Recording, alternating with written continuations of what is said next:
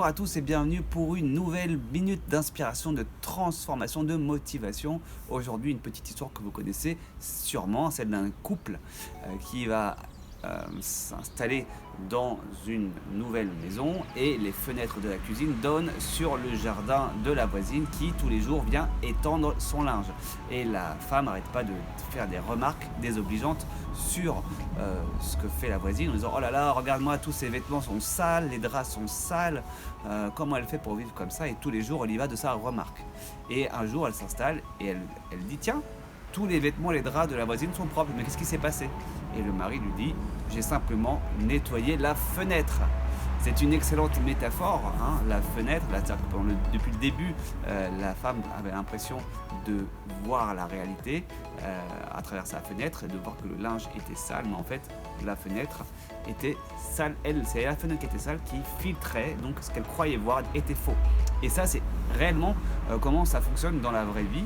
Tout ce que l'on considère comme l'extérieur, en fait, c'est qu'une interprétation qui va se produire à l'intérieur de nous.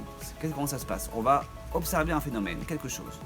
Dans notre cerveau, on va l'interpréter. Et cette interprétation va nous donner une perception. C'est pour ça qu'on parle de perception. Cette perception que l'on va avoir, c'est donc le réel filtré par nos sens dans notre cerveau.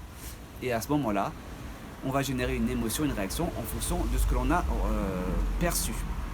Donc, en fait, ce que l'on observe à un instant T, ce n'est que ce que l'on croit comprendre d'une situation, d'un phénomène, dans notre intérieur. Donc, notre monde intérieur est unique. Chaque personne va envisager la même situation, le même phénomène de manière différente. Et une fois qu'on a compris ça, une fois qu'on comprend, on est libéré. Parce que si on ne comprend pas, en fait, on va s'attacher à notre perception, on va prendre pour réel ce qui est à l'intérieur de nous et on va commencer à juger et émettre des critiques envers les autres, à se différencier. J'ai raison, l'autre a tort, et donc les conflits naissent de là et les réactions émotionnelles houleuses et tout ça. Donc, une fois qu'on a compris le processus, comment s'en dépatouille, c'est finalement, j'interprète à l'intérieur de moi, j'ai une perception, je ressens quelque chose sur cette perception et à partir de là, j'agis, je parle et ça me génère une autre perception, etc. C'est s'observer, on observe comment on fonctionne. Ah tiens, c'est comme ça que j'ai réagi suite à ce que j'ai compris ça. Ah, et comme j'ai compris ça, c'est ça qui m'a généré cette émotion. Et à partir de là, finalement, et si je comprenais les choses différemment, comment aurais-je réagi? Et là, on entre dans la phase 2. Une fois qu'on a commencé réellement à bien se comprendre et s'observer sur comment on fonctionne, la phase 2, c'est « et si je changeais de perspective? Comment aurais-je réagi si j'avais envisagé la chose de cette manière-là » Et à partir de là, on va se rendre compte qu'on a le choix, au fur et à mesure, de vivre ou consciemment, c'est-à-dire qu'on choisit au fur et à mesure les perceptions que l'on veut voir de la réalité et les sensations, et de l'autre côté, inconsciemment, c'est-à-dire qu'on se laisse dominer par les perceptions qui nous viennent sans savoir si elles sont justes ou pas. Et utile aussi pour notre élévation, pour notre quotidien.